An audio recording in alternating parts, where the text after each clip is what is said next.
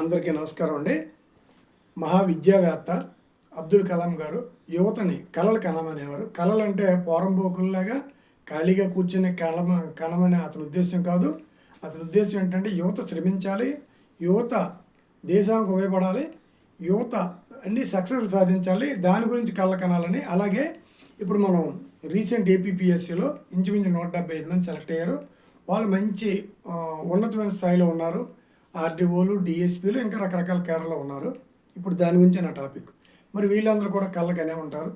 అయితే ఈ 170 అయితే సోషల్ మీడియాలో ఎలా వస్తున్నదంటే, నేను ఆ బాధతోటే నేను మాట్లాడుతున్నాను. సోషల్ మీడియాలో ఎలా వస్తున్నదంటే, ఈ పరీక్ష పాస్ అయిన వాళ్ళందరూ కూడా నేరస్తుల్లాగా వీళ్ళే ఆ పేపరు లో అలా మిస్చీఫ్ జరగడానికి, అంటే ఈ ఈ ప్రశ్నపత్రాల దిద్దుబాటులో మిస్చీఫ్ జరగడానికి, చీటింగ్ జరగడానికి ఇప్పుడు ఈ ఎవరైతే ఉద్యోగాలు సంపాదించారో వీళ్ళే ప్రధాన పాత్ర పోషించారు అన్నట్టుగా సోషల్ మీడియాలో వస్తున్నా. నిజంగా సోషల్ మీడియాలో మాట్లాడుతున్న వాళ్ళకి కానీ, నాకు కానీ పర్సనల్ నాలెడ్జ్ ఎవరికి ఉండదు. కానీ కొంతమంది ఇప్పుడు ఉన్న ప్రభుత్వం మీద అభిమానం మీద అవ్వచ్చు, ప్రభుత్వం ఒక పని చేయడానికి నిర్ణయించుకుని ఇంచుమించు తెలిసిపోతున్నది వీళ్ళు ఉద్యోగాలు పోతాయని అందరికీ అర్థమవుతున్నది. ఎందుకంటే ఐపీఎస్ ఆఫీసర్ కూడా అరెస్ట్ అయ్యారు ఇందులోని. అలాగే మన హైకోర్టు వారు కూడా వీళ్ళని ఇంపార్టెంట్ పోస్టుల్లో పెట్టొద్దన్నారు. దాని ప్రకారం వీళ్ళు మామూలుగా ఇంపార్టెన్స్ లేని పోస్టుల్లోకి వీళ్ళు వచ్చారు. అంటే step by step just like cancer stages లాగా వీళ్ళు ఉద్యోగాలు ఊడిపోయే పరిస్థితి వచ్చిందని నేను భావిస్తున్నాను, చాలామంది భావిస్తున్నారు. దాని గురించి నా వీడియో. అయితే సుమారు 175 మందిని ఏపీపీఎస్సీ సెలెక్ట్ చేసింది. ఇందులోని విషయం విచిత్రం ఏంటంటే, సగానికి సగం మంది ఆల్రెడీ వాళ్ళ తాలూకా టాలెంట్ని, వాళ్ళ తాలూకా స్టఫ్ని కాంపిటేటివ్ ఎగ్జామ్స్ రూపంలో గతంలో నిరూపించుకున్న వాళ్ళే. అంటే ఆల్రెడీ వీళ్ళు state, central, banks side jobs కొట్టిన వాళ్ళు ఇందులో సగం మంది ఉన్నారు ఇంచుమించు. అంటే ఈ ఉత్తీర్ణులైన ఈ గ్రూప్ 1 టాపర్స్లో, అంటే ఉత్తీర్ణమైన వాళ్ళలో సగానికి సగం మంది ఇంచుమించు సబ్జెక్ట్ కరెక్షన్ ఆల్రెడీ వాళ్ళ టాలెంట్ని నిరూపించుకున్నారు. అలాగే చాలామంది బ్యాక్గ్రౌండ్ చూస్తే ఆశ్చర్యపోయింది. నేను వీడియో చేయముందు ఫీడ్బ్యాక్ అని తీసుకున్నాను తప్పించి ఈ వీడియో చేయమని ఎవరు ప్రోత్సాహం కానీ ఎవరు ప్రోద్బలం కానీ లేదు. మీ అందరికీ తెలుసు, నేను నాన్ పొలిటికల్గా నేను మాట్లాడుతుంటాను వీడియోలో. అంటే గవర్నమెంట్కి ఏమైనా సలహాలు వెళ్తాయేమన్న ఉద్దేశంతో. అయితే ఇందులో చాలామంది సివిల్స్ కూడా సెలెక్ట్ అయ్యారు. ఎక్కువ మంది సివిల్స్ ఇంటర్వ్యూ వరకు వెళ్ళారు, కొంతమంది సివిల్ సెలెక్ట్ అయ్యారు. అయితే సివిల్ సెలెక్ట్ అయిన వాళ్ళు కూడా గ్రూప్ 1లో సెలెక్ట్ అవ్వడం వల్ల గ్రూప్ 1 ఏపీపీఎస్సీ గ్రూప్ 1 ఉద్యోగాల్ని వాళ్ళు ఎంచుకున్నారు. అలాగే ఎందుకు ఎంచుకుంటారు అని అనుకుంటే, సివిల్స్లో అన్ని ఐఏఎస్, ఐపీఎస్ కేడర్లు ఉండవు, అందులో కూడా చిన్న చిన్న కేడర్లు ఉంటాయి. సపోజ్ ఇక్కడ గ్రూప్ 1లో టాపర్కి అక్కడ సివిల్స్లో కొంచెం బాగా పెద్ద ర్యాంక్ వస్తే వాడు ఇదే సెలెక్ట్ చేసుకుంటాడు. ఎందుకంటే ఇది స్టేట్లో మంచి పోస్టులు కాబట్టి ఆ రకంగా యూపీవీఎస్లోని బ్యాంక్ సైడు, స్టేట్ గవర్నమెంట్ కూడా చాలామంది వాళ్ళు నిరూపించుకునే వచ్చి ఇక్కడ ఈ పరీక్ష కూడా పాస్ అయ్యారు. అయితే మన సోషల్ మీడియాలో ఏం జరుగుతున్నదంటే, ఈ 175 మంది చాలా దుర్మార్గులని, వీళ్ళే ఆ ప్రశ్నాపత్రం దిద్దడంలోనే అక్రమాలకి, అన్యాయాలకి వీళ్ళే ప్రధాన పాత్ర పోషించారని వస్తున్నది. మీరు చూడండి, సోషల్ మీడియా యూట్యూబ్లో చూడండి. మరి నేను దానికే బాధపడి పెడుతున్నాను. అయితే ఇందులో నేను మన ప్రభుత్వాన్ని నడుపుతున్న అధినేతను కానీ, ప్రభుత్వాన్ని కానీ, ఇంకే పొలిటికల్ పార్టీని కానీ, అలాగే ఈ ఉద్యోగాలు సక్రమంగా జరగలేదు, వీళ్ళకి ఉద్యోగాలు అక్రమ మార్గంలో వచ్చాయనేసి పోరాటం చేస్తున్న నిరుద్యోగులను కానీ ఉద్దేశించి కానీ వాళ్ళు విమర్శించాలన్న ఉద్దేశం కానీ నాకు లేదు. ఇప్పుడు ఓన్లీ వీళ్ళు బాధ. ఇప్పుడు చూడండి, మన ఫ్లైట్ వెళ్తున్నది. యాక్చువల్ ఫ్లైట్ వెళ్ళిపోతుంటే చాలా చక్కగా ప్రయాణం జరుగుతుంటుంది. ఫ్లైట్ కూలిపోతుందని పైలట్లు కానీ వాళ్ళు కానీ చెప్తే ఎంత భయభ్రాంతులకు గురవుతారండి.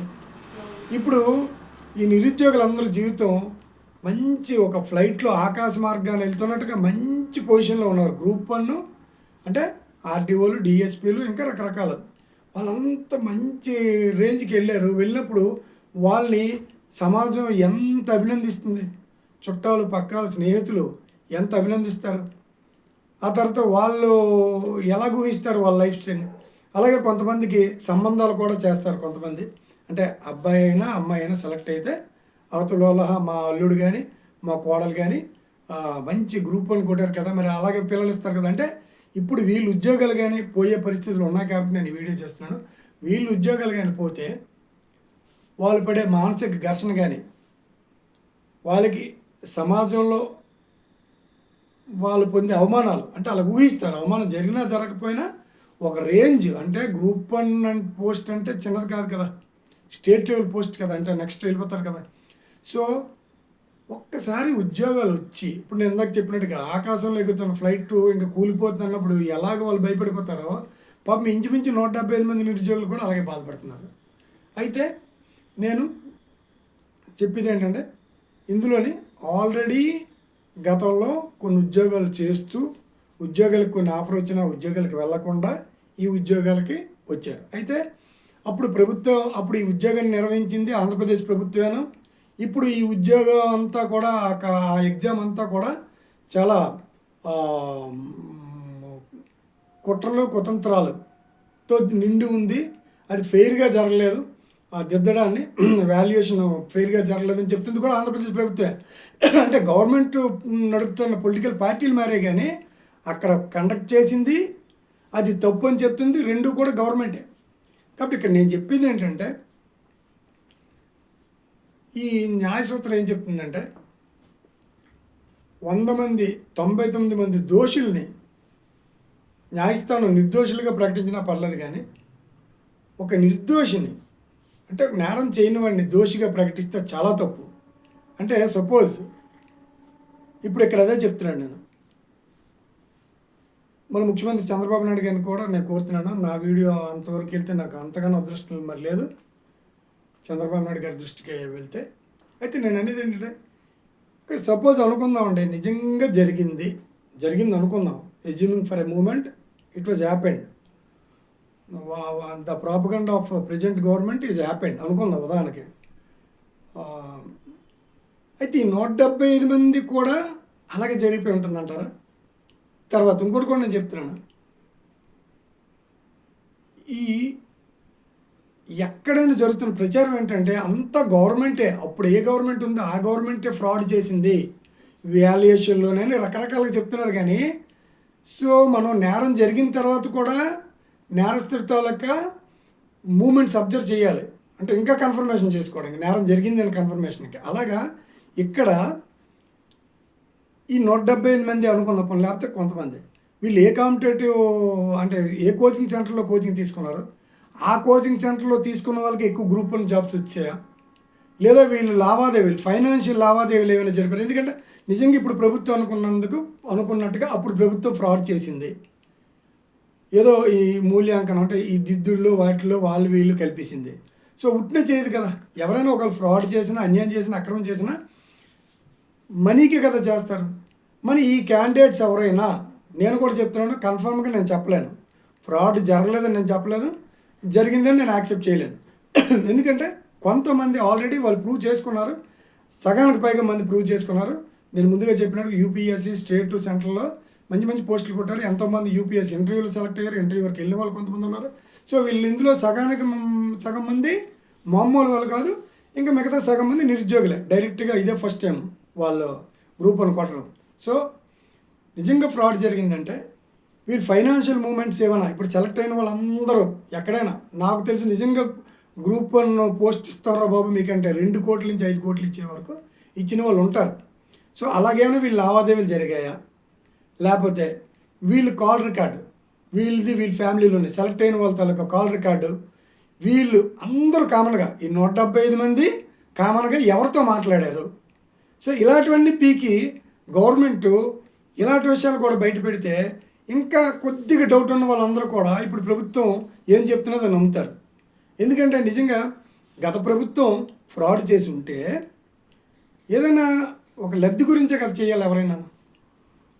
అలాగే ఇప్పుడు నా కోరిక ఏంటంటే, వీడియో షార్ట్ చంద్రబాబు నాయుడు గారిని నేను కోరిక ఏంటంటే, అయ్యా ఇప్పుడు ఈ 175 మంది కూడా మీ పిల్లలే, ఇందులో కూడా మిమ్మల్ని అభిమానించే వాళ్ళు ఉంటారు, మిమ్మల్ని అభిమానించే కుటుంబీకులు ఉంటారు, వీళ్ళ తాలూకాలు వాళ్ళు ఎక్కువ మంది అంటే ఎడ్యుకేషన్ ఫ్యామిలీ నుంచి వచ్చిన వాళ్ళు ఎక్కువ మంది అవుతారు, పొలిటికల్ ఫ్యామిలీస్ నుంచి వచ్చిన వాళ్ళు అవ్వరు, ఎక్కువ మంది అవ్వరు. ఎందుకంటే వాళ్ళకి ఎమ్మెల్యే ఎంపీలు అటు వెళ్ళిపోతారు, కానీ వాళ్ళు గ్రూప్ 1 పంపించారు. అలాగే ఇంచుమించు వ్యాపారవేత్తలు కూడా వ్యాపారంలో చూసుకోవడానికి మొగ్గు చూపుతారు. కాబట్టి ఈ 175 మంది అంటే డైరెక్ట్‌గా అన్‌ఎంప్లాయీ నుంచి అవి వచ్చిన వాళ్ళు, కొన్ని జాబ్స్ చేసి ఎగ్జామ్ కొట్టిన వాళ్ళు, వీళ్ళందరూ కూడా ఇంచుమించు ఎడ్యుకేషన్ ఫ్యామిలీస్‌కి సంబంధించిన వాళ్ళు అవుతారు. కాబట్టి వీళ్ళు న్యూట్రల్‌గా ఉంటారు. వీళ్ళకి పలానా ప్రభుత్వం అంటే పడుతుంది, పలానా అంటే ప్రభుత్వం అంటే పడదు, పలానా రాజకీయ నాయకుడు పడుతుంది. అంటే ఇంకోటి ఇందులోని చంద్రబాబు నాయుడు గారిని అభిమానించే వాళ్ళు కూడా ఉంటారు. నేను ఇలాగెప్పుడు కూడా పొలిటికల్ పార్టీలు పేర్లు పెట్టి అలా పిలవడం నేను చాలా తక్కువ. కానీ నా బాధ అలాగుంది. నా వీడియో చంద్రబాబు నాయుడు గారి దృష్టికి వెళ్ళాలి. మరి ఈ 175 మంది తాలూకా వాళ్ళ భవిష్యత్తు ఒక్కసారి తారుమారైపోతే వాళ్ళ పేరెంట్స్, చుట్టాలు, ఫ్రెండ్స్, రిలేటివ్స్ ఎన్నండి ఒక్కొక్కరికి 100 ఫ్యామిలీస్‌తో లింక్ ఉంటుంది. ఈ 100 ఫ్యామిలీస్ ఎంత బాధపడతాయండి. ఒక డీఎస్పీ పోస్ట్ వచ్చిన అందరూ కుర్రాళ్ళండి. ముక్కు పచ్చలాని కుర్రవాళ్ళు పాపం. నిజంగా అబ్దుల్ కలాం గారు చెప్పినట్టు వీళ్ళు ఎన్నో కళ్ళకని ఉంటారు కదా. నేననేది ఏంటంటే ఇప్పుడు ప్రభుత్వం చెప్పినట్టుగా ఫ్రాడ్ అవ్వలేదని నేను ఖచ్చితంగా చెప్పలేను. కానీ అయిందని నేను అనుకోవట్లేదు. ఒకవేళ అయితే అందరికీ అవ్వకపోవచ్చు. ఎందుకంటే వీళ్ళు ఆల్రెడీ టాలెంట్ ప్రూవ్ చేసుకున్న వాళ్ళు చాలామంది ఉన్నారు. ఇప్పుడు సివిల్స్ మెయిన్స్ పాస్ అయ్యి సివిల్ సర్వీస్‌లోనే యూపీఎస్సీలోనే కొట్టిన వాళ్ళు గ్రూప్ 1 పెద్ద కాదు కదా. అంటే నేను అనేది ఏంటంటే దయచేసి లా ఆఫ్ ఈక్విటీ ఉదాహరణకి నేను వీడియో షార్ట్కట్లో నేను చంద్రబాబు నాయుడు గారిని కోరేది ఏంటంటే అయ్యింది ఏదో అయిపోయింది. ఇందులోనే నేను ముందుగా చెప్పినట్టుగా 100 మంది అంటే ఒక 99 మంది దోషుల్ని కోర్టు నిర్దోషులుగా ప్రకటించినా పర్లేదు. అంటే 99 మంది నేరం చేశారా లేదా అని డౌట్ వచ్చినప్పుడు వాళ్ళ మీద కేసు కొట్టించినా పర్లేదు. కానీ ఒక్క నిర్దోషి పాపం అన్యం పుణ్యం తెలియని నిర్దోషి మీద కానీ శిక్ష పడితే చాలా తప్పు అని న్యాయశాస్త్రం చెప్తున్నది.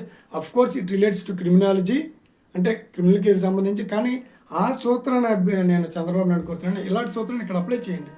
ఈ 175 మందిలో కొంతమంది ఎవరైతే గతంలో ఉద్యోగాలు చేసి వదిలేసి వచ్చారో వాళ్ళందరినీ కూడా మళ్ళీ ఆ ఉద్యోగాలకు రిస్టోర్ చేయండి. తాము చంద్రబాబు నాయుడు గారు తలుచుకుంటే మంచి న్యాయ నిపుణులు ఉన్నారు. కోర్టు నుంచి కూడా ఆర్డర్ తెప్పించవచ్చు. కానీ నేను ఇంకా బ్యాడ్గా చెప్పట్లేదు, కోర్టుని ఏదో మేనేజ్ చేస్తారని చెప్పట్లేదు. చంద్రబాబు నాయుడు గారికి ఆ నెట్వర్క్ ఉంది. జ్యుడిషియరీ సైడ్ అంటే మంచి లీగల్ ఎక్స్పర్ట్స్ ఉన్నారు, లాయర్స్.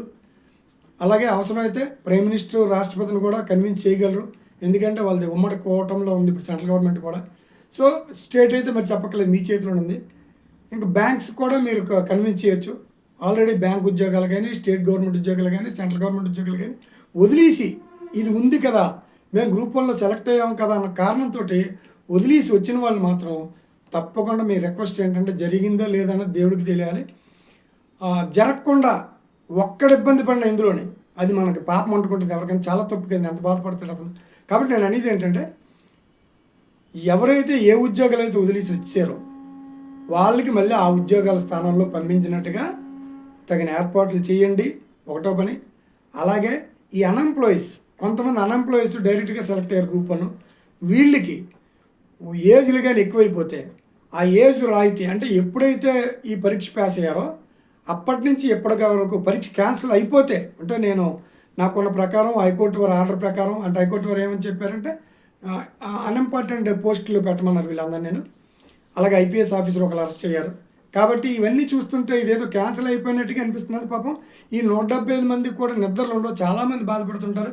వీళ్ళకి నేను ఎక్కువ సపోర్ట్ చేస్తే వీళ్ళ మీద ఫైట్ చేస్తే నిరుద్యోగులు నన్ను తిట్టుకోవచ్చు. కాబట్టి నేను న్యూట్రల్ పర్సన్. వీళ్ళు ఎవ్వరు కూడా నాతో వీడియో పెట్టించమని అనలేదు. నా వీడియో ఏదో పెద్ద సెన్సేషనల్ పెద్ద టీవీ ఛానల్ కాదు, ఇది ఏ పొలిటికల్ పార్టీకి సంబంధించిన సోషల్ మీడియా కూడా నాది కాదు. కాబట్టి నేను అనేది ఏంటంటే ఇక్కడ రెండే కోరికలు నేను సీఎం గారిని కోరుతున్నాను, నారా చంద్రబాబు నాయుడు గారిని. వీళ్ళందరూ కూడా చాలా చిన్న పిల్లలు, వీళ్ళకి ఎప్పుడు కూడా పొలిటికల్ ఎఫిలియేషన్స్ ఉండవు. వీళ్ళందరూ ఎక్కువ మంది ఇందులో అన్ని కులాల వాళ్ళు ఉంటారు, అన్ని కేడర్ వాళ్ళు ఉంటారు. కానీ ఎక్కువ మంది విద్యకి సంబంధించే వాళ్ళు ఉంటారు, పొలిటికల్ ఫ్యామిలీస్ ఉండరు.